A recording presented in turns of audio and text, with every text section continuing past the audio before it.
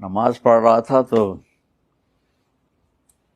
سامنے یہ سارا منظر تھا اب 2 دن سے، تو مجھے ابھی اچانک یاد آیا کہ میں آپ کو بتاؤں کہ اس جگہ کے ساتھ کیا ہونے والا ہے۔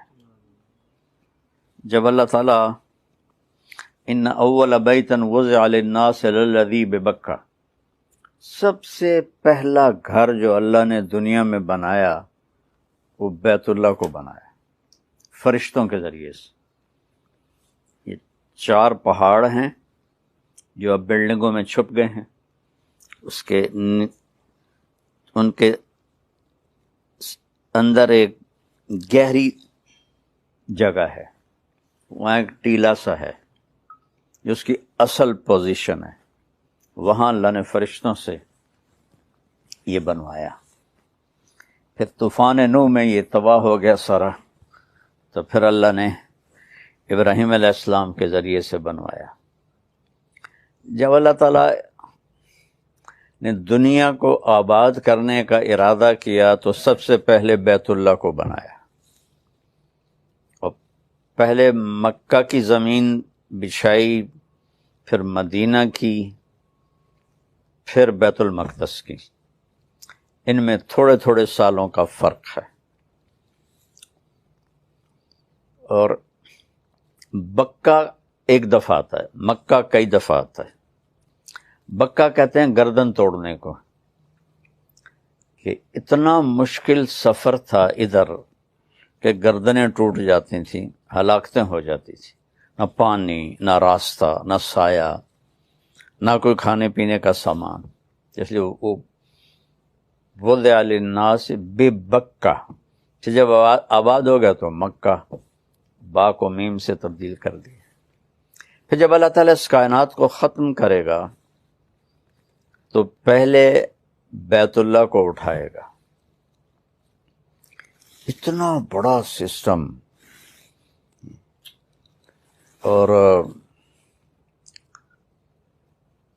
آہستہ آہستہ آہستہ آہستہ آہستہ آہستہ آہستہ مسلمان سارے ختم ہو جائیں۔ ایک رات آئے گی قیامت کے قریب جو 3 راتوں کے برابر ہوگی، تو لوگ پریشان ہو جائیں گے، بچے عورتیں چیخنے لگیں گی کہ سورج کدھر ہے، سورج کدھر ہے۔ تو 3 راتوں کے یعنی 12 36 گھنٹے کے بعد سورج مغرب سے نکلے گا، اور سرخ پیلا تھوڑا سا اوپر جائے گا اور پھر غروب ہو جائے گا۔ تو شیطان ایک دم سجدے میں گرے گا، کہے گا یا اللہ آج جس کو بھی تو کہتا ہے میں سجدہ کرنے کو تیار ہوں۔ تو اس کے چیلے پوچھیں گے کہ استاد جی یہ آپ کیا کہہ رہے ہیں؟ کہیں گے یہ میرے مرنے کا سب سے پہلا سائن آ گیا ہے۔ لیکن اس وقت توبہ بند ہو جائے گی،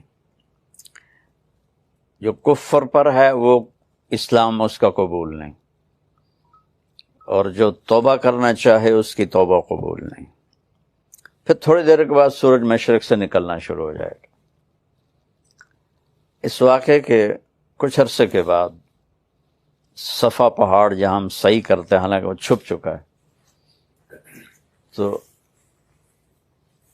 یہ اللہ کے نبی نے فرمایا میں دیکھ رہا ہوں کہ ایتھوپیا، جس کو عربی میں حبشہ کہتے ہیں، حبشہ کا ایک کالا آدمی پتلی پنڈلیوں اور ٹیڑھی پنڈلیوں والا، کیا میرے نبی کی نظر ہے، وہ بیت اللہ کا ایک ایک پتھر توڑ کے گرا رہا ہے۔ پہلے یہ ہوگا، جب بیت اللہ ٹوٹے گا تو پھر یہ اتنے بڑے بڑے ٹاور کون اور کیسے توڑے گا، یہ تو اللہ کو پتہ ہے، لیکن انہوں نے فلیٹ ہو جانا ہے۔ یہاں کتے پیشاب کریں گے، میرے نبی نے فرمایا۔ مدینہ انسانوں سے خالی ہو جائے گا، مکہ انسانوں سے خالی ہو جائے گا، گزرنے والے قافلے کہیں گے یار لگتا ہے یہاں کبھی آبادی ہوگی. ابھی آپ اس آبادی کو دیکھیں، پھر حج میں آبادی کو دیکھیں، اور پھر آپ میری بات کا تصور کریں تو آپ کہیں گے یہ تو ایسے ہی مولانا صاحب بات کر رہے ہیں. اور میں اللہ کے نبی کی آپ کو سنا رہا ہوں کہ گزرنے والے لوگ کہیں گے یار لگتا ہے یہاں کبھی کوئی لوگ رہتے ہوں گے. تو جب بیت اللہ کو توڑا جائے گا تو ان بلڈنگوں کو اللہ کسی زلزلے سے توڑ دے، یا اس وقت کوئی ٹیکنالوجی ایسی ہو کہ وہ ان سب کو ایسے فلیٹ کر دیں تو صفا پہاڑ ننگا ہو جائے گا. پھر ایک دن صفا پہاڑ پھٹے گا، اس میں سے ایک جانور نکلے گا جو سارے اہل ایمان کے ماتھے کو ٹچ کرے گا ایسے ایسے، صرف اہل ایمان، کافر نہیں. تو اس کے ایک ہفتے کے اندر سب اہل ایمان مر جائیں گے اور صرف کافر رہ جائیں گے.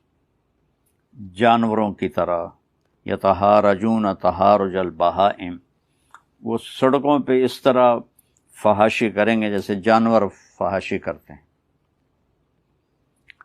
تو پھر اللہ اس سارے نظام کو زیرو کر دے گا. آپ کو حیرت نہیں ہو رہی؟ اتنا بڑا سسٹم یار کا ایک پتھر نہیں ہے. کون سی طاقتیں آئیں گی جو سب کو فنا کر دیں گی.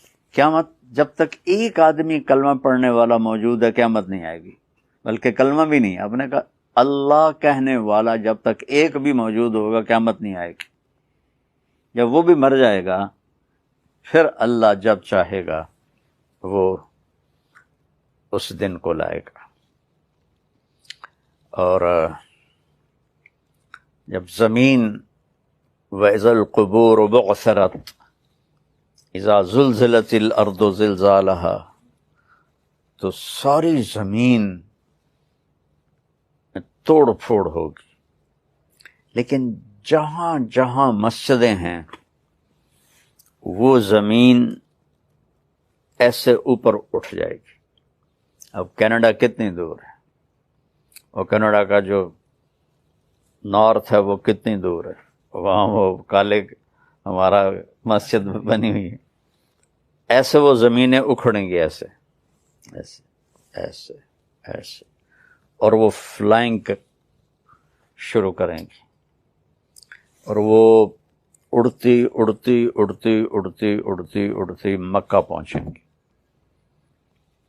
تو جب یہ سارے دنیا کی زمینیں، مسجدیں کی زمین مکہ پہنچیں گی تو پھر بیت اللہ کی جو مسجد ہے جتنی بھی بڑی ہو جائے، اس سے بھی شاید بڑی ہو جائے، وہ ساری ایسے اکھڑ جائے گی، اور وہ ساری مسجدیں اس کے ساتھ ایسے گیٹ ٹوگیدر ہو جائیں گی. پھر وہ وہاں سے فلائنگ کریں گی اور مسجد نبوی پہنچیں گی. یہاں تو کچھ بھی نہیں ہوگا، اور بیت اللہ کا بھی کہ وہ جگہ ہوگی، بیت اللہ تو کوئی نہیں ہوگا. وہ جگہ جب یہاں وہ مسجدیں پہنچیں گی تو بیت اللہ کی جو جگہ ہے وہ کہے گی السلام علیک یا رسول اللہ. ارے وہاں تو کسی چیز کا نشان نہیں ہوگا. اللہ تعالیٰ اپنے نبی کی قبر بھی مٹا دے گا لیکن نشان تو ہوگا، کہے گا السلام علیک یا رسول اللہ. پھر مسجد نبوی بھی اکھڑ جائے گی، اور پھر یہ ٹریول کریں گے مسجد اقصیٰ کی طرف. آسمان کا جو دروازہ ہے وہ مسجد اقصیٰ کے اوپر ہے. دیکھو نا، اپنے نبی کو مکہ سے نہیں اوپر لے گئے اللہ تعالیٰ، مسجد اقصیٰ لے گئے، وہاں سے پھر اوپر لے گئے. تو پھر یہ ساری مسجدیں، بیت اللہ، مسجد نبوی، باقی مسجدیں مسجد اقصیٰ پہنچیں گی جو اس وقت فلسطین میں ہے. پھر وہ اکھڑے گی، پھر ان سب کو اٹھا کر اللہ جنت میں ڈال دے گا، اور باقی سمندروں میں آگ لگ جائے گی. پھر کتنے سمندر ہیں، ان میں جب آگ لگے گی تو وہ کیا منظر ہوگا.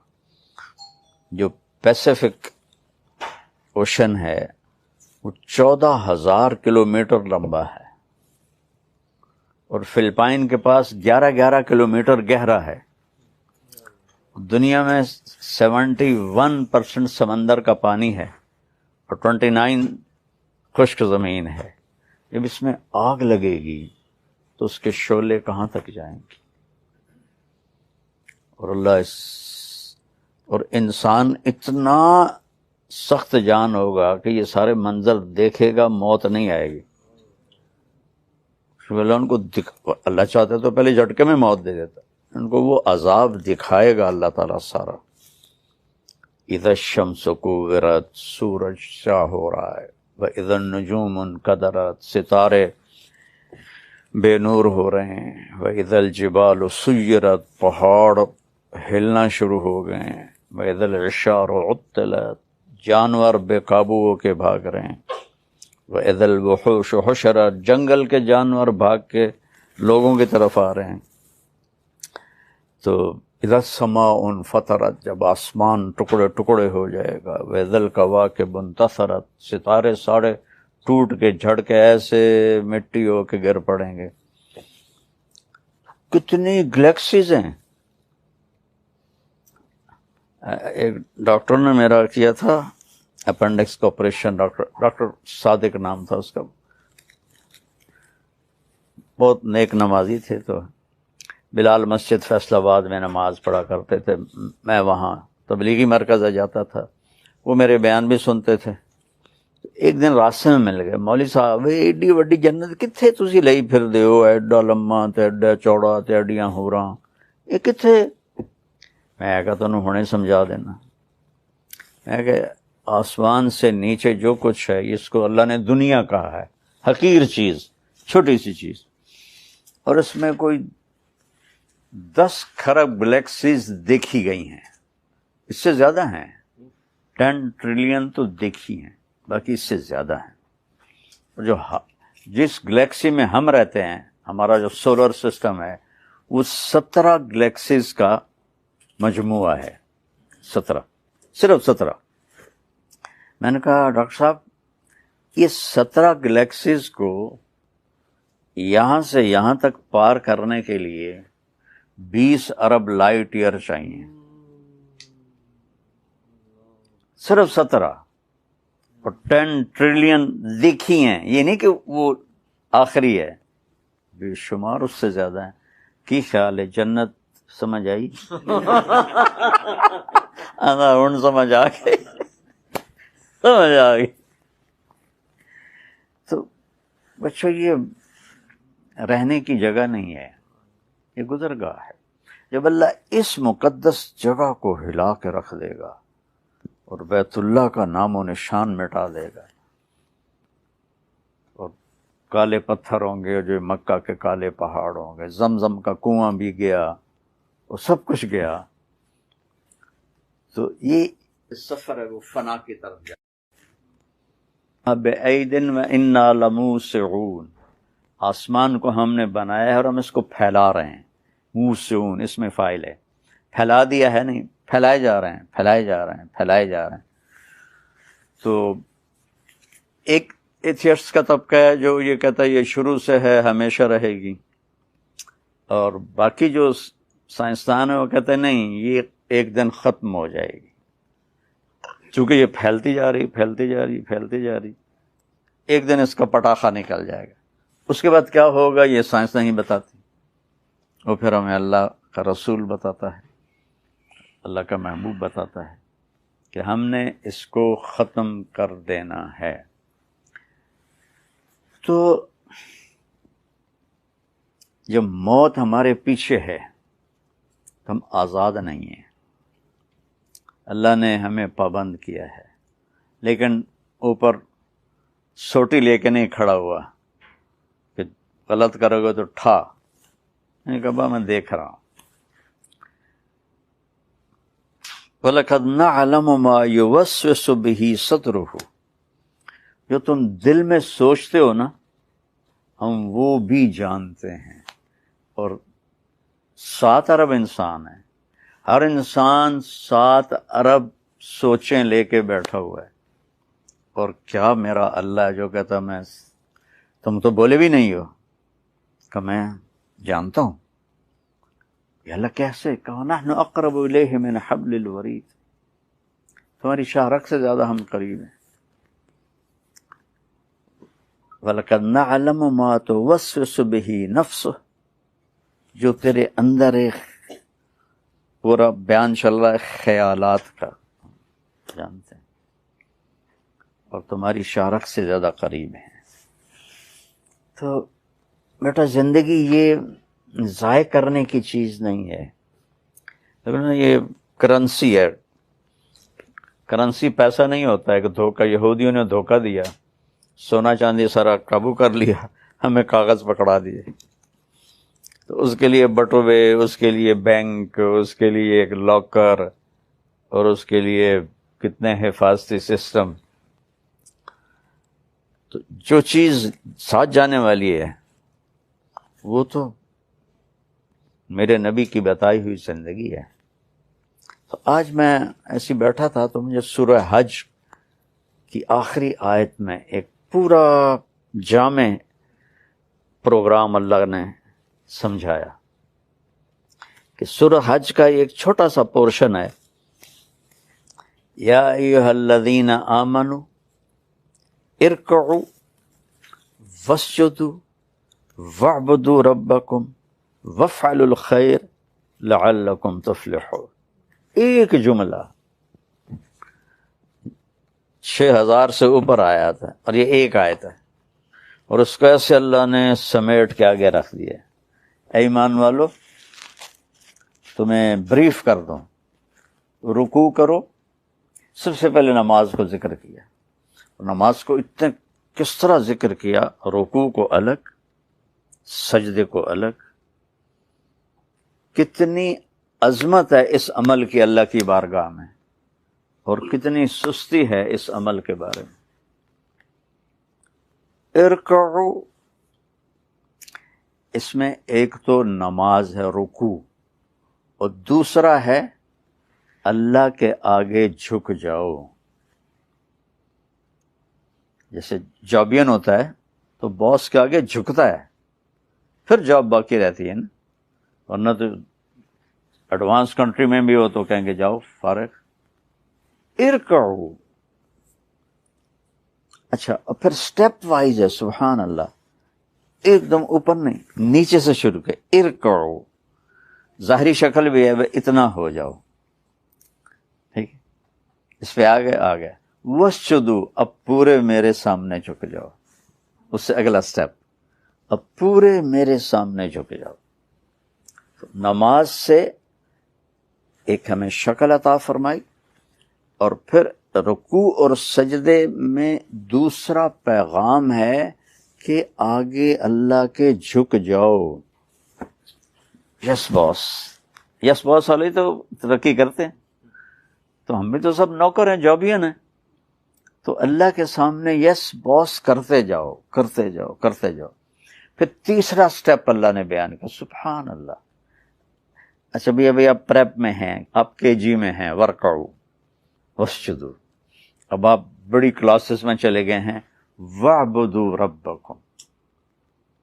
اب نماز تو پہلے ذکر ہو گئی ہے، اور نماز سب سے بڑی عبادت ہے. تو پھر واعبدوا ربکم کا کیا مطلب ہے کہ جتنی کام میں نے تمہیں کرنے کو کہے ہیں وہ سب بندگی ہیں، اور جتنوں سے روکا ہے وہ سب عبادت ہیں.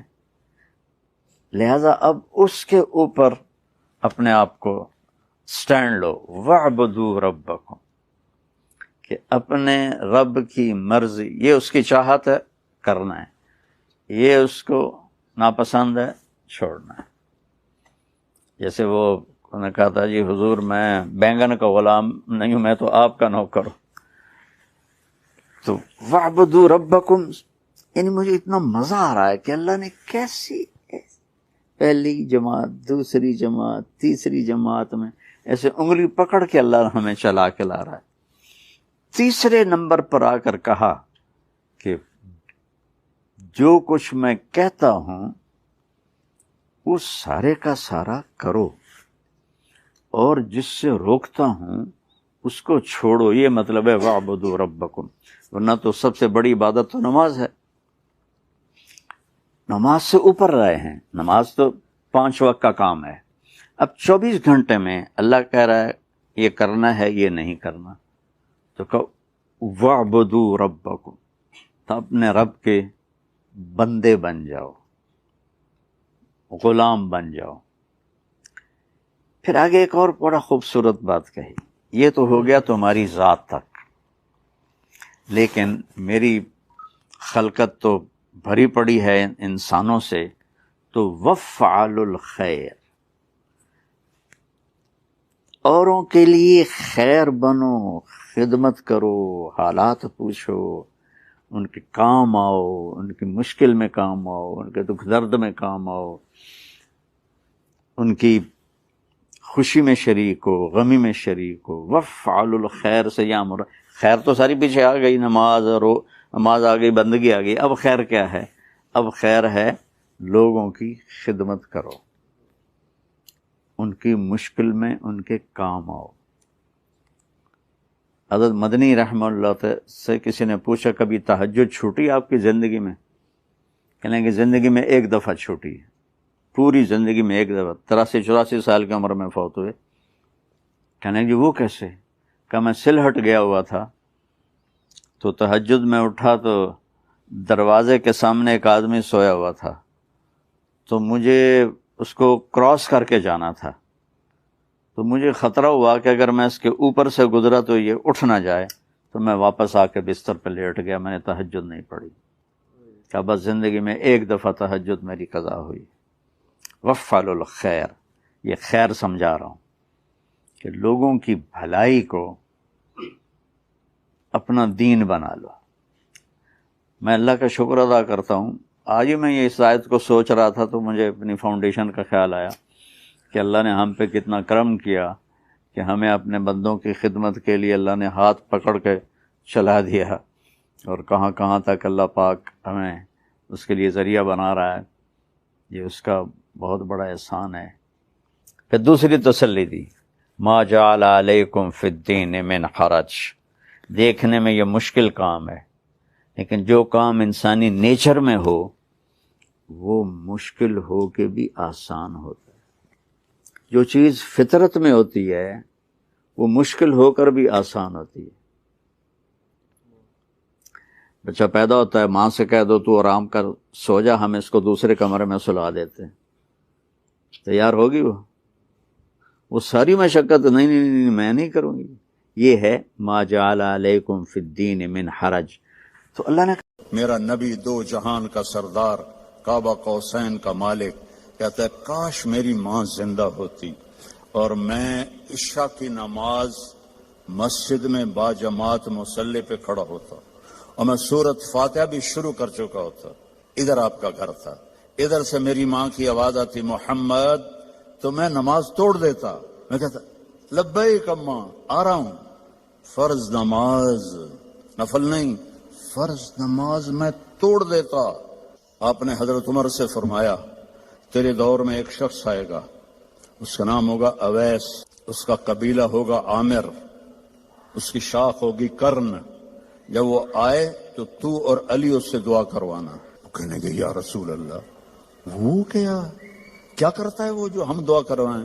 تو اس نے ماں کی ایسی خدمت کی ہے کہ اللہ اس سے راضی ہو گیا ہے، اور وہ جس چیز کے لیے ہاتھ اٹھاتا ہے اللہ پورا کر دیتا ہے۔ تو حضرت عمر حج پر اعلان کرتے بھائی کوئی اویس، کوئی اویس، کئی سال گزر گئے، تو آخر ایک سال آپ نے سارے حاجیوں کو اکٹھا کیا اور کہا بھائی یمنی کھڑے رہو باقی بیٹھ جاؤ۔ سارے بیٹھ گئے، یمنی کھڑے رہے۔ پھر آپ نے فرمایا عامر قبیلے والے کھڑے رہو باقی بیٹھ جاؤ۔ سارے بیٹھ گئے، تھوڑے سے کھڑے رہ گئے۔ پھر آپ نے فرمایا کرن کی شاخ والے کھڑے رہو باقی بیٹھ جاؤ، تو ایک آدمی کھڑا ہو۔ آپ نے فرمایا تم کرنی ہو؟ کچھ اویس کو جانتے ہو؟ تمہارا کیا لگتا ہے؟ کہ میرا بھتیجا ہے، سگا بھتیجا ہے، پر وہ تو ہلا ہوا ہے، کریک ہے، آپ اس کا کیوں پوچھ رہے ہیں؟ تو حضرت عمر کی آنکھوں میں آنسو آ گئے۔ کریک وہ نہیں، کریک تو ہے، یہ بتا ہے کہاں؟ کہا میں نے اس کو اونٹ چرانے کے لیے بھیجا ہے عرفات کی طرف۔ تو آپ نے حضرت علی کو ساتھ لیا اور بھاگم بھاگ اونٹ پر عرفات پہنچے تو دیکھا ایک درمیانے، آپ نے یہ بھی فرمایا اس کا قد ہوگا درمیانہ، اس کا رنگ ہوگا سیاہ، اس کو ہوئی ہوگی وہ برس کی بیماری جو کالا چٹا آدمی ہو جاتا ہے، وہ ٹھیک ہو گئی ہے، لیکن کمر پہ ابھی بھی ایک سفید داغ ہے اس کا۔ اتنی نشانیاں بتائیں۔ تو جب یہ دونوں حضرات پہنچے تو دیکھا تو وہ اویس ایک درخت کے نیچے نماز پڑھ رہے تھے اور اونٹ چل رہے تھے، یہ دونوں بیٹھ گئے پاس۔ اب یہ جب انہوں نے اویس کرنے نے دیکھ لیا بھئی دو آدمیاں ہیں، تو انہوں نے نماز اپنی شارٹ کر دی اور سلام پھیرا۔ تو حضرت عمر نے پوچھا کون ہو؟ کہنے لگے مزدور ہوں، مزدوری کرتا ہوں۔ کہ تمہارا نام کیا ہے؟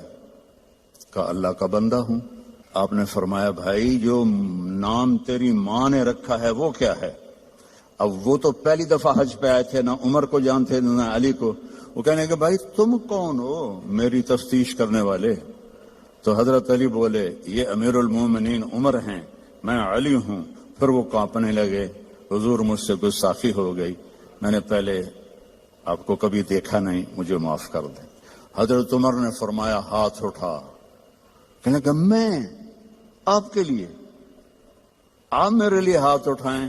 کہ نہیں، ہمیں ہمارے نبی نے فرمایا تھا کہ اویس آئے گا، وہ جب ہاتھ اٹھاتا ہے تو کبھی خالی نہیں آتے کہ اس نے ماں کی خدمت کر کے وہ مقام پایا ہے، نہ جہاد سے، نہ روزوں سے، نہ حج سے، نہ زکوٰۃ سے، نہ نفلوں سے، نہ ذکر سے، نہ تلاوت سے، نہ سخاوت سے، ماں کی خدمت سے۔ اور ایک اور حدیث سناتا ہوں، جب جنتی جنت میں جائیں گے نا اور جنت کے دروازے کے قریب ہوں گے تو اللہ تعالیٰ فرمائے گا سارے چلے جاؤ، اویس کو روک دو۔ تو وہ گھبرا جائیں گے، تو کہیں گے یا اللہ مجھے کیوں روکا ہے؟ ماؤں کی قدر کر لو اگر زندہ ہیں، مر گئی ہیں تو ان کی قبر پہ جایا کرو، باپ زندہ ہیں تو قدر کر لو، مر گئے تو ان کی قبر پہ جایا کرو۔ تو اللہ فرمائیں گے اویس پیچھے دیکھو، کہ پیچھے دیکھیں گے تو جہنم کے لوگ ایمان والے جو جہنم میں ہیں، تو اللہ تعالیٰ فرمائیں گے اپنی انگلی کو پھیرتا جا، جدھر جدھر تیری انگلی پھرے گی تیرے تو فیل سب کو جنت میں ڈال دوں گا جو تو نے ماں کی خدمت کی۔ نوجوان لڑکے لڑکیوں سے کہتا ہوں اپنی ماؤں کی قدر کرو، اپنے والدین کی قدر کرو۔ خاوند اور بیوی سے کہتا ہوں ایک دوسرے کو عزت دو، چپ رہنا سیکھو۔ اگر میں گرم ہوتا ہوں تو بیوی چپ ہو جائے، بیوی گرم ہوتی ہے تو میں چپ ہو جاؤں، تھوڑی دیر میں محبت قائم ہو جائے گی۔ اور خاوند اور بیوی کبھی لڑ بھی پڑیں اور پھر خود ہی صلح کر لیں تو اللہ ان کے پچھلے سارے گناہ معاف کر دیتا ہے۔ یہ اتنا بڑا رشتہ ہے۔ تو یہ ایک خوبصورت زندگی ہے جس میں عبادات اتنی ہیں اور معاشرت اتنی ہے۔ بولنا کیسے ہے، صبر کیسے کرنا ہے، معاف کیسے کرنا ہے، درگزر کیسے کرنا ہے، اپنے آپ کو کیسے جھکانا ہے۔ تو میرے بھائی بہنوں، اللہ کی قسم زندگی کا حسن نہ بڑے گھر میں ہے، نہ بڑی گاڑی میں ہے، نہ زیورات میں ہے، نہ بڑے عہدوں میں ہے۔ زندگی کا حسن نبی کی زندگی کو اپنانے میں ہے، کیونکہ زندگی اندر ہے، باہر نہیں ہے، اندر ہے۔ اندر میں نہ گاڑی، نہ رولز رائس جاتی ہے، نہ سزوکی جاتی ہے۔ اندر میں نہ ہیرا جاتا ہے، نہ موتی جاتا ہے۔ اندر میں تو محبت جاتی ہے، سلوک جاتا ہے، وہ زندگی کو پانی دیتا ہے۔ تو اس کے ارادے کرو، جو آپس میں لڑے ہوئے ہیں سب صلح کر کے اٹھو، معاف کر کے اٹھو۔ بھائی بہن لڑے ہوئے ہیں، مجھے بھی پاکستان سے فون آیا ایک بچی کا، وہ حسب حال میں کام کرتی تھی، ناجیہ بیگ، اس کو مجھے فون آیا کہ جی میرا بھائی مجھ سے ناراض ہوا ہے اور اس نے میرا نمبر بھی بلاک کر دیا ہے اور مجھے اپنی ماں سے بھی نہیں ملنے دیتا، میری ماں بیمار ہے، آپ سے دعا کروانا چاہتی ہوں۔ کہ ماں سے بھی کوئی روکتا ہے، سگا بھائی ہو کر روک رہا ہے۔ تو یہ بد اخلاقی یہاں تک چلی جاتی ہے کہ دل پتھر بن جاتے ہیں۔ تو یہ بہت بڑا میں آپ کو پیغام دے کے جا رہا ہوں۔ 5 نمازیں، اور عورتوں کو تو 10 دن ویسے ہی معاف ہے نمازیں، نماز، روزہ، زکوٰۃ، حج، پیسے والے۔ باقی یہ کیا کرنا ہے؟ اپنے نبی کی زندگی پڑھو، اللہ کے واسطے پڑھو پڑھو پڑھو، قرآن پڑھو، قرآن پڑھو، معاف کرنا سیکھ لو، ہونٹ سینا سیکھ لو، آپ سے زیادہ خوشحال کسی کی زندگی نہیں ہو۔ تو سارے بہن بھائی ارادہ کرتے ہو نا انشاءاللہ؟ اور ان نوجوانوں سے، مردوں سے کہتا ہوں کہ ایک ویکنڈ آپ تبلیغ میں لگا لیا کریں، اس سے آپ کو بہت فائدہ ہوگا۔ آگے رمضان قریب آ رہا ہے، بخشش کا مہینہ ہے۔ رمضان سال کے 12 مہینوں کے نام عربوں نے رکھے، 11، اور 12واں مہینہ رمضان کا نام اللہ نے رکھا، شہر رمضان، جو قرآن میں آتا ہے۔ رمضان کا مطلب کیا ہے؟ جلنا، جلنا۔ اور جلنے اور روزے کا کیا تعلق ہے؟ کہ جب کوئی مومنہ روزہ رکھتے ہیں تو اللہ اس کے پچھلے گناہوں کو جلانا شروع کرتے ہیں۔ کس میں؟ اس کی بھوک کی آگ میں۔ دوسرا، پھر تیسرا، پھر چوتھا، جب آخری روزہ آتا ہے تو اس کے سارے گناہ جل کے راکھ ہو جاتے ہیں، وہ بالکل پاک ہو جاتے ہیں۔ اور شب قدر اگر اللہ دے دے، 5 راتیں تو ہیں، ایک تو ضرور ہوگی نا، وہ جاگ لیں تو 80 سال سے زیادہ کی بندگی کا اجر ہوگا۔ اور 4 آدمی، ان کا کوئی عمل قبول نہیں ہوتا رمضان میں۔ ایک ماں باپ کا نافرمان، ایک مستقل شراب پینے والا، شراب کا عادی، ایک رشتہ داروں سے لڑنے والا، ایک کسی کے لیے دل میں نفرت رکھنے والا۔ یہ 4 محروم ہو جائیں گے، باقی سب کی بخشش ہو جائے۔ شب قدر میں کوئی جاگ رہا ہے یا سو رہا ہے، سب کی بخشش اللہ کر دیتا ہے، سوائے 4 کے۔ ماں باپ کو تنگ کرنے والا، شراب کا مستقل عادی، تو بیچنے والے کا کیا حال ہوگا؟ رشتہ داروں سے لڑنے والا، دل میں نفرت رکھنے والا۔ ایک ٹیشو پیپر دینا مجھے، میں آپ کو ایک لفظ کا مطلب سمجھا۔ ٹیشو پیپر ہے، اللہ تعالیٰ نے اپنی نافرمانی کے لیے لفظ استعمال کیا ہے معصیت، عصا، اور والدین کے لیے کیا ہے عقوق، من عق والدیہ۔ عقا کسے کہتے ہیں؟ یہ ذرا ٹیشو پیپر دیکھنا، عقا، اس کا بعد میں مطلب بتاؤں گا۔ اب یہ جڑ سکتا ہے؟ کیسے پرزے ہو گیا ہے؟ جو والدین کو اتنا تنگ کرے کہ ان کا دل ایسے پرزے ہو جائے۔ عقا کا لفظ اپنے لیے اللہ نے کہا ہے نافرمانی، اور والدین کے لیے کہا ہے دل کو چیر کے رکھ دینا، دل کو چیر کے رکھ دینا۔ اللہ کے واسطے اپنی ماؤں کی زندگی کو غنیمت جانو، اپنے باپ کی زندگی کو غنیمت جانو، ان کی کڑوی بھی سہ لو، ان کی میٹھی بھی سہ لو، آپ کے لیے جنت کا راستہ اللہ آسان کر دے گا۔ ایک آخری حدیث پہلے سنائی تھی، جو باوضو رہے گا اللہ اس کا رزق بڑھائے گا۔ اب آخر میں حدیث یاد آ گیا، آپ نے فرمایا جو یہ چاہے اس کی زندگی لمبی ہو۔ کون نہیں چاہتا؟ 80 سال والا بھی کہہ رہا تھا دعا کرو اللہ حیاتی دے وے، پترا کرے دن بابا ہوں بس بھی کر اگاں جا، وہ پھر بھی کہتا ہے دعا کرو اللہ زندگی دے، صحت والی دے۔ ٹھیک ہے، کون نہیں چاہتا؟ جو یہ چاہے اس کی زندگی لمبی ہو اور اس کا رزق بڑھ جائے اور مرنے کے بعد اس کا نام بھی زندہ رہے، ماں باپ کی خدمت کرے اور رشتہ داروں سے اچھا سلوک کرے۔ یہ وہ ٹپس ہیں جو میں آپ کو اپنے نبی کی زندگی سے نکال کے دے کے جا رہا ہوں۔ احباب جمع ہے میر، حال دل کہہ لے، پھر التفات دلے دوستاں، رہے نہ رہے۔ میرے ذمہ تو تھا کہ دیانتداری کے ساتھ آپ کو میں اللہ اس کے رسول کی زندگی کہ وہ اصول بتا دوں جس سے آپ خوشحال زندگی گزار سکتے ہیں۔ آگے آپ کی مرضی ہے تو سارے بھائی بہن اس کی نیت کرو، آپس میں کوئی لڑے ہوئے ہو صلح کر لو، معاف کر دو۔ بھائی بہن لڑے ہوئے ہیں، میاں بیوی لڑے ہوئے ہیں، میاں بیوی لڑ کے صلح کریں تو اللہ ان کے پچھلے گناہ معاف کر دیتے۔ کیا کروں، مجھے باتیں یاد آتی ہیں، ادھر گھڑی کو دیکھتا ہوں۔ شیطان روزانہ اپنی اسمبلی لگاتا ہے سمندر پر، ٹھیک ہے، اپنے سارے ایم پی ایز کو اکٹھا کرتا ہے، ان سے پوچھتا ہے ہاں بھائی کیا کر کے آئے ہو؟ ویسے بیٹھا تھا، ایک کہتا ہے سر میں نے زنا کروایا، دیکھ رہے ہو مجھے؟ دوسرا کہتا ہے میں نے چوری کروائی، شیطان کہتا ہے۔ تیسرا کہتا ہے میں نے شراب پلائی۔ ایسے وہ گناہ گناتے ہیں اور وہ صرف اتنا رسپانس دیتا ہے، پیچھے ایک خبیث لنگڑا شیطان کھڑا ہوتا ہے، کولا کہتا ہے حضور میں نے میاں بیوی کو لڑایا. تو وہ یہاں سے یوں جمپ لگاتا ہے, وہ شاباش میرے بیٹے کام تو کر کے آیا, آجا آگے آجا. اس کو جفا ڈالتا ہے, اپنے تخت پہ ساتھ بٹھاتا, کہتا پاگلو, اس شرابی کی شراب اس کی ذات تک, زانی کا زنا اس کی ذات تک, چور کی چوری اس کی ذات تک. میاں بیوی کی لڑائی دو خاندانوں کو آگ لگا دیتی ہے. کام ہے یہ کرنے کا. شیطان اس پہ خوش ہوتا ہے, اللہ اس پہ ناراض ہوتا ہے. اللہ کو سب سے زیادہ خوشی ہوتی ہے جب خامد اور بیوی صلح کر لیں. اتنا خوش ہوتا ہے کہ ان کے پچھلے گناہ معاف کر دیتے. تو میری گزارش ہے, باقی ہم انسان ہیں, پرزا نہیں ہے کہ فٹ ہو جائیں گے, اونچ نیچ تو ہو جائے گی. جب ہو جائے تو معافی مانگ لیں, ہو جائے تو معافی مانگنے میں شرم نہ کریں. میں کیسے معافی مانگوں؟ معافی مانگیں گے آپ کا سر بلند ہو جائے گا, آپ کی عزت بڑھ جائے گی, آپ کا مقام بڑھ جائے گا, معافی مانگنے والے کے سامنے بھی اور اللہ کے سامنے.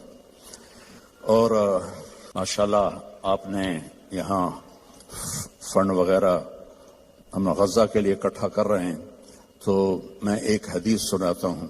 میرے نبی نے فرمایا سبق درہم 100,000 درہم, 1 پاؤنڈ کا ثواب خرچ کرنے کا 1,00,000 پاؤنڈ سے زیادہ ہو گیا.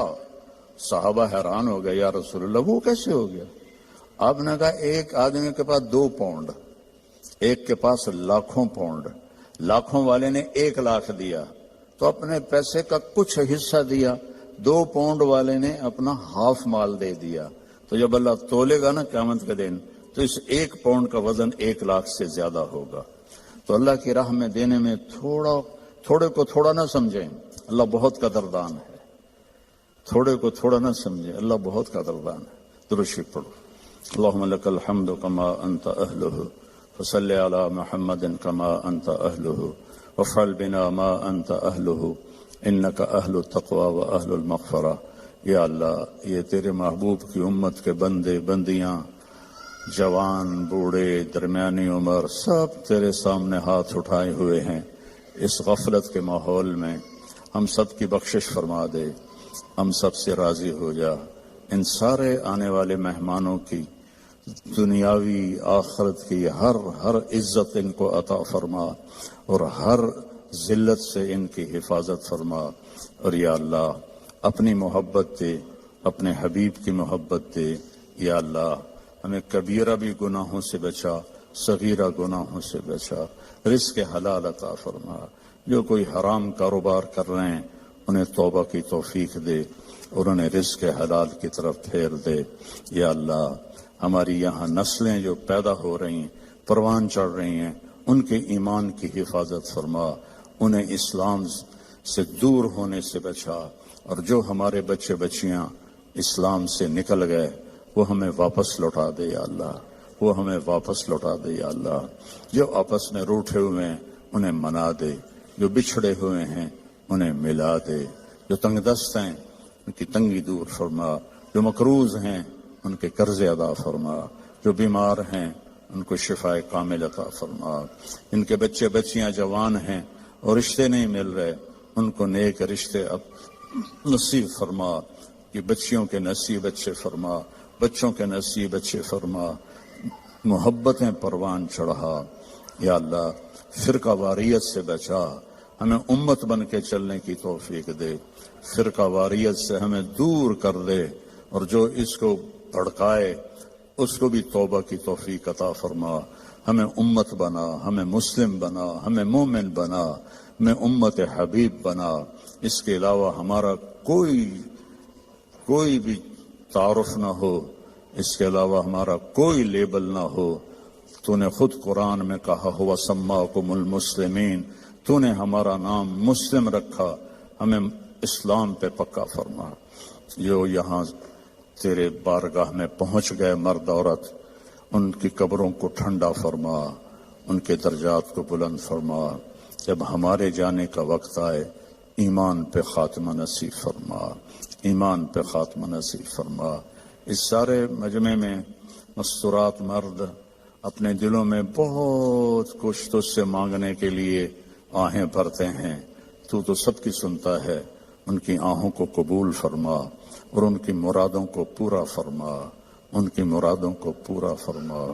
اور یا اللہ ہماری سلام فاؤنڈیشن اور MTJ فاؤنڈیشن اس کی خدمت کو قبول فرما، اس میں برکت عطا فرما، اس میں کام کرنے والوں کو بابرکت بنا۔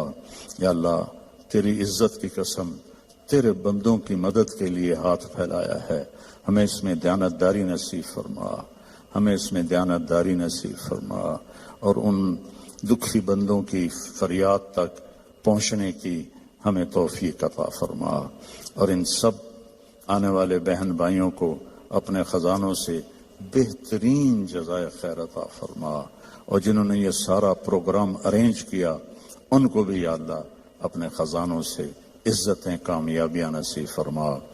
صلی اللہ تعالی نبی الکریم کا۔ السلام علیکم ورحمۃ اللہ وبرکاتہ۔ بسم اللہ الرحمن الرحیم، والصلاة والسلام علی رسولہ الکریم وعلی آلہ واصحابہ اجمعین، اما بعد۔ میرے محترم بھائیوں بہنوں، بچوں بچیوں، بیٹوں بیٹیوں، دوستوں، اللہ نے جتنے مخلوق پیدا کی ہے اس میں صرف انسان کو امتحان کے لیے پیدا کیا ہے۔ خلق الموت والحیات لیبلوکم ایکم احسن عملا۔ ہم نے زندگی اور موت کا نظام چلایا تھا کہ دیکھیں کہ تم میں سب سے اچھا عمل کون کر کے اللہ کے پاس آتا ہے۔ انا جعلنا ما علی الارض زینۃ لہا لنبلوہم ایہم احسن عملا۔ ہم نے زمین کو خوبصورت بنایا تاکہ ہم دیکھیں کہ تم میں اچھا عمل کون کرتا ہے۔ ساری مخلوق انسان کے علاوہ پڑھی لکھی پیدا ہوتی ہے، انسان بالکل جاہل پیدا ہوتا ہے، اس کی اپنی کوئی زبان نہیں ہوتی، یہ جو ماں باپ سے سنتا ہے اس کو سیکھتا ہے اور بولتا ہے۔ پرندے ان کے نہ ماں مر جائے باپ مر جائے انڈے سے نکلے گا، وہ اپنی زبان بولے گا۔ تو اللہ نے انسان کو امتحان میں ڈالا اور اس کو فہدیناہ النجدین، زندگی کے دو راستے سکھائے۔ ایک ہے فمن شاء فلیکفر اور دوسرا ہے ومن شاء فلیؤمن۔ اللہ نے کہا چاہو تو نافرمان بن کے زندگی گزارو اور چاہو تو فرما بردار بن کے زندگی گزارو۔ انا ہدیناہ السبیل اما شاکرا و اما کفورا۔ ہم نے آپ کو راستہ دکھا دیا ہے، اب چاہو تو نیک بن کے چلو اور چاہو تو نافرمان بن کے چلو۔ پھر اس کا آخر اللہ تعالیٰ نے رکھا ہے ان یوم الفصل کان میقاتا، فیصلے کا دن قیامت مقرر ہو چکا ہے، اور اس دن اللہ تعالیٰ فیصلہ فرمائے گا، نافرمانوں کے لیے الگ، فرما برداروں کے لیے الگ۔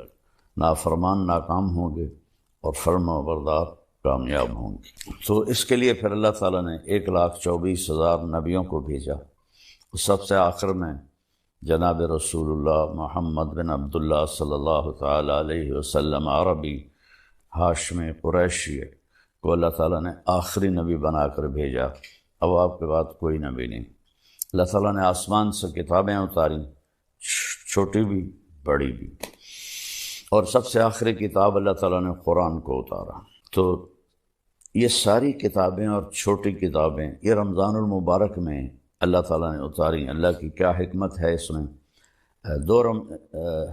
یکم رمضان کو ابراہیم علیہ السلام پر کچھ چھوٹے کتابیں اتری، 2 رمضان کو موسیٰ علیہ السلام پر تورات اتری، اور 8 رمضان کو داؤد علیہ السلام پر زبور اتری، اور 12 رمضان کو عیسیٰ علیہ السلام پر، یا 18 رمضان کو عیسیٰ علیہ السلام پر انجیل اتری، جس کو آج بائبل کہتے ہیں، اور 21 رمضان کو جس کو لیلۃ القدر کہا جاتا ہے، غار حرا میں آپ پر قرآن اترا۔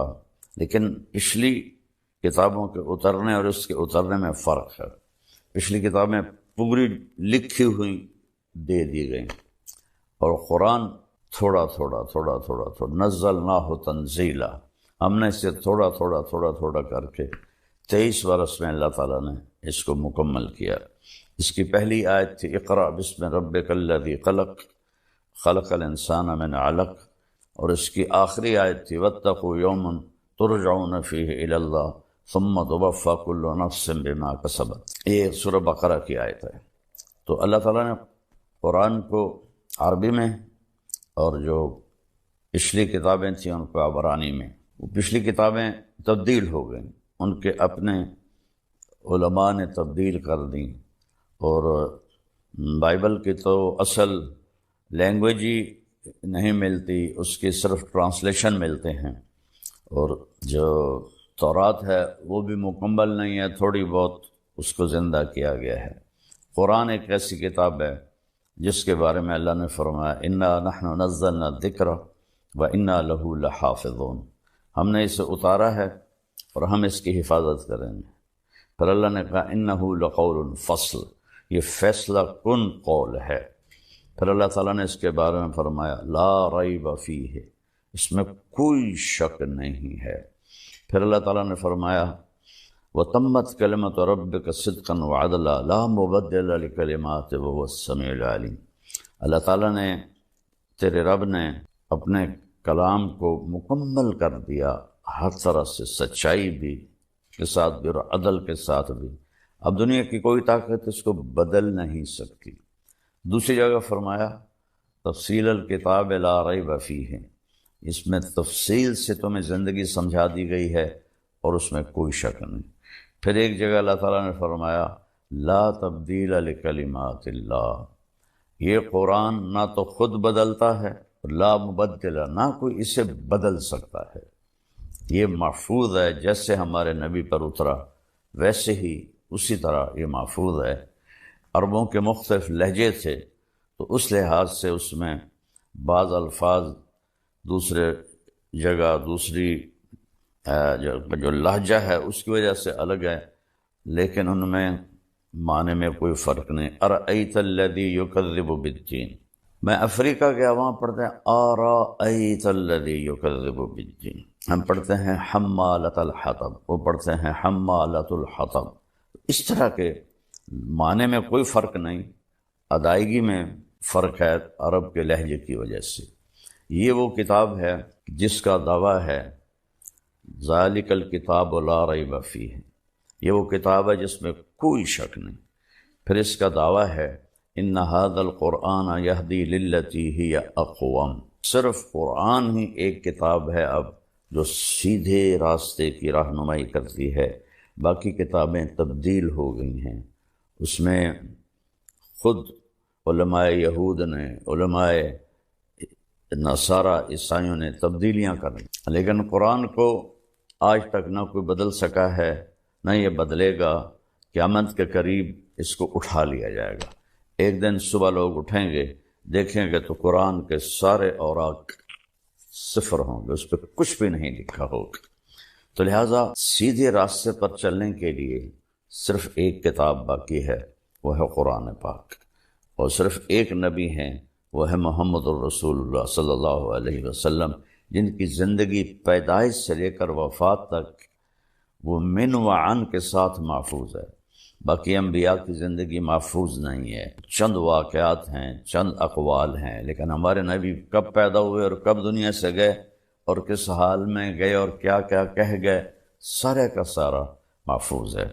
پھر قرآن کا جیسے اللہ نے تعارف کروایا ہے وہ سارا تو میں نہیں بتا سکتا، ایک دو آیتیں بتاؤں گا۔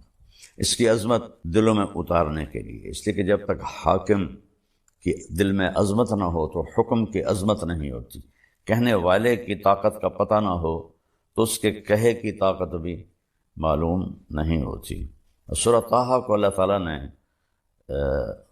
شروع کیا ہے تو اس میں اللہ نے بتایا کہ یہ کس کا کلام ہے، تنزیل ممن خلق الارض والسماوات العلا، اللہ اکبر، یہ اس ہستی کا کلام ہے جس نے زمین کو بنایا اور آسمانوں کو بلند کیا۔ اور تنزیل کا قرآن ایک کلام ہے، کتاب بعد میں ہے، اور یہ فرق ہے، قرآن اللہ کا کلام ہے، اللہ کی ذات سے نکلا ہے۔ باقی تین کتابیں لکھوائی گئیں، تورات، زبور، انجیل، بائبل لکھوائی گئی، وہ تبدیل ہو گئی۔ قرآن اللہ کی ذات سے نکلا ہوا کلام ہے، اللہ نے خود اسے بولا ہے، اس کو آج تک کوئی بدل نہیں سکا، نہ یہ بدلے گا۔ تو تنزیل، ایک تو میں کہوں کہ وہ آ رہا ہے، میں اب لہجہ بدل کے کہتا ہوں وہ آ رہے ہیں، تو آپ کو معلوم ہوگا کہ کوئی بڑی شخصیت آ رہے ہیں۔ چہرے سے بھی ہوتا، میں کہتا ہوں آ گیا، مطلب ایک معمولی آدمی آ گئے، کوئی بہت بڑا آدمی ہے۔ تو اگر تنزیل، وہ آ رہا ہے، وہ اتارا جا رہا ہے، کس کی طرف سے؟ ممن خلق الارض، جس نے زمین کو پیدا کیا، والسماوات العلا، بلند آسمانوں کو پیدا کیا۔ آج تک قرآن کے بغیر، آسمانی علم کے بغیر کوئی یہ سمجھ نہیں پایا کہ اس کائنات کو کس نے پیدا کیا، کیسے پیدا کیا۔ لہذا ایک طبقہ بہت بڑا ہے ایتھیسٹ، جو کہتے ہیں یہ خود بخود پیدا ہو گیا ہے، یعنی اس سے احمقانہ اور بے وقوفی کی کوئی بات ہی کوئی نہیں ہے کہ یہ سارا کچھ خود بخود پیدا ہو گیا ہے اور یہ کبھی نہیں ختم ہوگا، یہ ایسے ہی چلتا رہے گا۔ خیر وہ تو دوسری بات ہے۔ تو اللہ نے تعارف اس طرح کرا ہے کہ پہلے حاکم کا، جس نے کلام اتارا ہے، پہلے اس کی عظمت اللہ نے بٹھائی، ممن خلق الارض والسماوات العلا، زمین کا بنانے والا، بلند آسمانوں کا بنانے والا کون ہے؟ تو اللہ نے ابھی اپنا ذاتی نام نہیں بتایا، تعریف صفتیں بتائیں، نام پیچھے جا رہا ہے، تو اندر انسان کے شوق بڑھتا جا رہا ہے کون؟ تو آتا ہے الرحمن، یہ رحمان ہے جس نے اتارا۔ اللہ کی سب سے اعلیٰ صفت ہے وحدانیت کے بعد الرحمن، کہ یہ رحمان نے اتارا ہے۔ رحمان وہ ہوتا ہے جو حد درجے رحم کرنے والا ہو، تو جو وہ یہ کلام بھیج رہا ہے یہ سخت، یہ شدت والا نہیں، رحمت والا ہے۔ کون ہے بھائی وہ الرحمن؟ پھر بھی نام نہیں بتایا، علی العرش استویٰ، عرشوں پر اس نے استوا کیا ہے۔ کون ہے جس نے عرشوں پر استوا کیا ہے؟ تو پھر نام نہیں بتایا، آگے اپنی حکومت بتائی، لہو ما فی السماوات، آسمانوں میں جو کچھ ہے وہ اللہ کا، وما فی الارض، زمین میں جو کچھ ہے وہ اللہ کا، وما بینہما، اس کے درمیان جو کچھ ہے اللہ کا، وما تحت الثری، زمین کی تہ میں جو کچھ ہے اللہ کا، للہ المشرق والمغرب فأینما تولوا فثم وجہ اللہ، مشرق بھی اللہ کا، مغرب بھی اللہ کا، جدھر دیکھو گے اللہ کی قدرت کے نظارے تمہیں نظر آئیں گے۔ تو پھر سوال کون ہے بھائی؟ پتہ تو بتاؤ ہے کون؟ تو پھر صفت آئی، وَإِن تَجْهَرْ بِالْقَوْلِ فَإِنَّهُ يَعْلَمُ السِّرَّ وَأَخْفَى، اور وہ ہے کہ تم زور سے بولو جیسا میں بول رہا ہوں، یا تم دل میں بولو، دل میں، جیسے آپ دیکھیں میں نے ہونٹ بند کر لیے، میں کچھ بولا ہوں، اسے میرے کانوں نے نہیں سنا، فیل کیا ہے، محسوس کیا ہے۔ تو اللہ کہتا ہے کہ اگر تم وہ ہو کہ ساری کائنات کے انسان، مرد، عورت، جنات زور سے بولو یا دل میں بولو، وہ تمہارے اونچی بولنے کو بھی سنتا ہے، اور تمہارے دل میں جو خیال اٹھ رہے ہیں ان کو بھی سنتا ہے۔ یہ اپنی ہیبت بٹھائی، چونکہ کہنے والے کو آپ نہیں جانتے، اس کے کہے کو بھی نہیں جانیں گے۔ آج قرآن پہ عمل کیوں نہیں ہے؟ کیوں؟ اللہ کو لوگ جانتے ہی نہیں، اللہ کا سیدھا نام بھی لینا نہیں آتا، خدا کہتے رہتے ہیں، خدا کہتے رہتے ہیں۔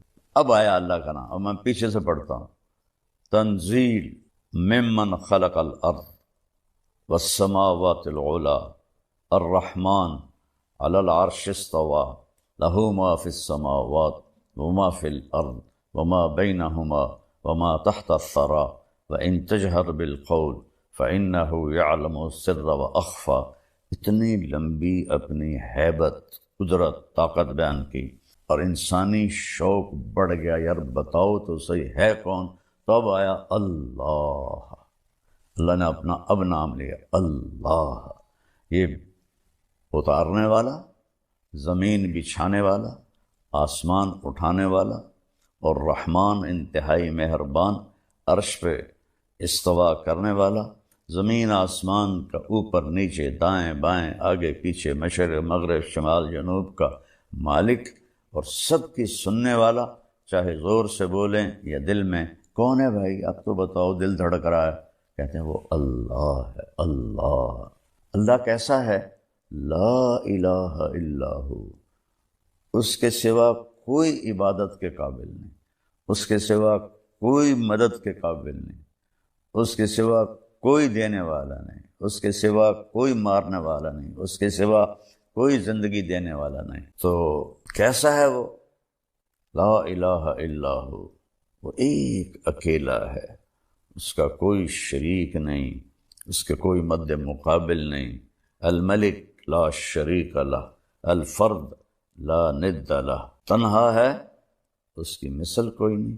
العلج لا سمیع لہ، بلند ہے، اس کا ہمسر کوئی نہیں. الاول بلا بدایہ، اس کی وہ سب سے پہلے ہے، اس کی ابتدا کوئی نہیں. والآخر بلا نہایہ، وہ سب سے آخر ہے، اس کی انتہا کوئی نہیں. قدیم بلا ابتدا ودائم بلا انتہا، ہمیشہ سے ہے ابتدا کے بغیر، ہمیشہ رہے گا اینڈ کے بغیر. تو اور کوئی ہے اس کی صفات جیسا نہیں. لہ الاسماء الحسنی، تمام خوبصورت صفات اس ایک اللہ کی ہیں. تو اس طرح اللہ نے قرآن کا تعارف کرایا کہ یہ تمہارے رب کا کلام ہے.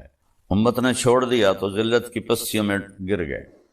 پھر میں دو جگہ اور آپ کو بتاتا ہوں کہ اللہ تعالیٰ فرماتے ہیں یا ایھا الناس قد جاءتکم موعظۃ من ربکم وشفاء لما فی الصدور وہدی ورحمۃ للمؤمنین. یہ اللہ نے قرآن کا فائدہ بتایا. یہ کیا ہے؟ تمہارے پاس یا ایھا الناس کہا ہے، یا الذین آمنوا نہیں کہا، صرف مسلمانوں کو نہیں کہا، بلکہ اس قرآن کے بعد پوری دنیا کے لیے اب ایک ہی کتاب ہے، وہ قرآن ہے. باقی کتابیں ویسے ہی بدلی ہوئی ہیں، ان میں ویسے ہی کتنے مذاہب ہیں جن میں بت پرستی آ گئی ہے. اپنے ہاتھوں سے، کمال نادانی کی بات ہے، اپنے ہاتھوں سے ایک بناتے ہیں. پہلے پتھر سے بناتے تھے، اب پلاسٹک سے بناتے ہیں، پھر اسی کے آگے ہاتھ جوڑ کے کھڑے ہو کر اس سے مانگ رہے ہوتے ہیں. بھلا اس سے زیادہ نادانی کی کوئی بات ہو سکتی ہے؟ ہاتھوں سے بنی ہوئی چیز کی پوجا شروع کر دینا. اللہ کے نبی کے دور میں بنو حنیفہ تھے، تو وہ یہ ادھر نجد میں رہتے تھے، ریاض کی طرف. تو ان کے ایک سال کھجوریں بہت زیادہ ہوئیں، تو انہوں نے نا فالتو کھجوروں کا بت بنا دیا اور ایک سال تک اس کی پوجا کرتے رہے. اگلے سال خشک سالی ہوئی اور پھل تھوڑا آیا تو اسی خدا کو توڑ تاڑ کے تقسیم کر کے کھا گئے. یہ انسانی عقل تھی، اس وقت بھی تھی، اب بھی یہی حال ہے. پتھر کے بت بناتے ہیں، پلاسٹک کے بت بناتے ہیں، پھر انہیں کے آگے ان کو سجدے بھی کرتے ہیں، ان کے آگے ہاتھ بھی جوڑتے ہیں. تو میرا اللہ کہہ رہا ہے میں نے تمہارے لیے، اے دنیا کے انسانوں، تمہارے پاس ایک نصیحت آئی ہے، اور یہ اس کے 3 کام ہیں. شفاء لما فی الصدور، دل کے اندر کی بیماریوں کو صرف قرآن شفا دے سکتا ہے. دل کی سب سے بڑی بیماری کیا ہے؟ شرک، اللہ کا شریک ٹھہرانا. اللہ بھی ہے اور اللہ کے ساتھ کئی بھگوان بھی ہیں، اور کئی دیوتا ہیں، کئی دیویاں ہیں. تو اللہ تعالیٰ نے کہا کہ نہ، یہ جو شرک ہے قرآن اس کو دھوتا ہے. پھر دل میں حسد ہے، بغض ہے، نفرت ہے، اور دل میں بدماشی ہے، نافرمانی ہے، اور حرص ہے، لالچ ہے. اتنی لمبی لائن ہے انسان کے اندر کہ ان بیماریوں کو صرف قرآن دھو سکتا ہے اور کوئی چیز نہیں دھو سکتی. اور جو ایمان لائیں گے ان کے لیے ہدن ہے، صحیح راستہ دکھائے گا، ورحمتاً، اور رحمت ہے. جو قرآن کی زندگی پہ عمل کرے گا اس پر اللہ کی رحمتیں برستی رہیں گی. اور پھر اللہ تعالیٰ نے دوسری جگہ فرمایا اللہ نزل احسن الحدیث. اللہ تعالیٰ نے جتنے بھی کلام آسمان سے اتارے ہیں ان میں سب سے خوبصورت قرآن ہے. احسن الحدیث مثانیہ، اس کے مضمون بار بار دہرائے جاتے ہیں تاکہ دل میں اتریں. تقشعر منہ جلود الذین یخشون ربہم، جب اس قرآن کو سنا جاتا ہے تو جو اللہ سے ڈرنے والے ہیں ان کے رونگٹے کھڑے ہو جاتے ہیں. وَتَلِينُ جُلُودُهُمْ وَقُلُوبُهُمْ إِلَى اللَّهِ، اور ان کے دل نرم ہو جاتے ہیں اور وہ اللہ کی طرف مائل ہو جاتے ہیں. تو میرے عزیزو، قرآن اور رمضان ان کا آپس میں بہت جوڑ ہے، تو میری آپ سب سے گزارش ہے، اللہ نے ہمیں قیام اللیل دیا، تراویح کا نام تو بعد میں پڑا ہے، اصل نام قیام اللیل ہے، رات کی نماز۔ تو اس میں یہ اس پر یوٹیوب پر لڑائی ہو رہی، 8 نہیں ہیں 20 ہیں، 20 نہیں ہیں 8 ہیں۔ بھائیو، پوری امت نے سینکڑوں سال 20 رکعت پڑھی ہیں، اور امت کا جو عمل ہوتا ہے صدیوں کے ساتھ، وہ بہت بڑی دلیل اور حجت ہوتا ہے۔ ہاں، 8 کی روایت بھی موجود ہے، میرے نبی نے 8 ہی پڑھائیں، اور ابوبکر کے زمانے میں 8 ہی پڑھی جاتی تھی، حضرت عمر کے ابتدائی دور میں 8 ہی پڑھی جاتی تھی، پھر انہوں نے سب کو جمع کیا۔ موطا امام مالک کی روایت ہے کہ آپ نے ابی بن کعب اور تمیم داری سے فرمایا کہ 20 تراویح پہ لوگوں کو جمع کرو، تو اس سے سب صحابہ نے قبول کیا، کسی نے نہیں کہا یہ تو بدعت ہے، پہلے تو 8 پڑھی جاتی تھی، چونکہ یہ نوافل ہیں، نفل زیادہ پڑھو نفل تھوڑے پڑھو، اس میں کوئی بدعت کی بات نہیں ہے، بلکہ خلافت راشدہ کے دور میں 20 چلتی تھیں، بعد میں 20 چلیں۔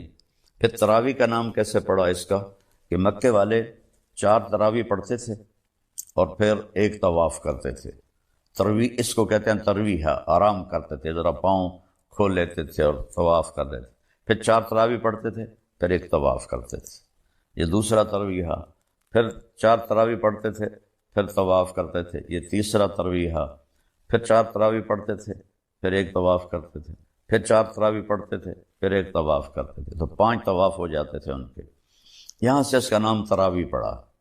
تو اہل مدینہ جو تھے امام مالک کے دور میں، اہل مدینہ انہوں نے جب دیکھا کہ وہاں تو 20 تراویح پڑھی جاتی ہیں، وہاں تو 5 طواف ہوتے ہیں، تو بھائی ہم کیا کریں طواف کے مقابلے میں، وہ 40 تراویح پڑھتے رہے۔ تو اس میں لڑنے والی تو مجھے بالکل حماقت ہی نظر آتی ہے، 8 پڑھ لے وہ بھی ٹھیک ہے، 20 پڑھ لے وہ بھی ٹھیک ہے، لیکن یقیناً 20 پڑھنے والے کا اجر زیادہ ہے۔